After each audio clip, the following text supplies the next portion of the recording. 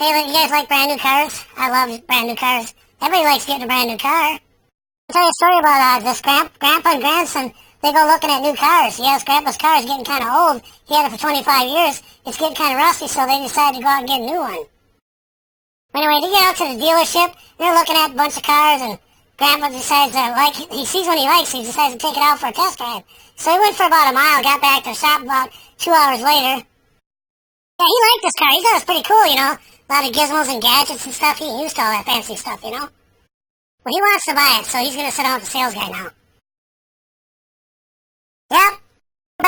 They're inside the dealership inside, and the sales guy is going over all the options with Grandpa. They're looking at prices and stuff and see what kind of option he wants on a car. So all of a sudden, the sales guy looks down at the grandkid and says, "How old are you, kiddo?"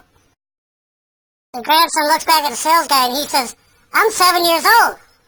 The sales guy then looks back down at the kid and says, "I bet you're a happy little fella. Your grandpa gets a new car today." Grandson looks at the sales guy one more time and he says to him, "Hey, don't forget the thing that Grandpa tells everybody when he drives." Then the sales guy says, "What would that be, little fella?"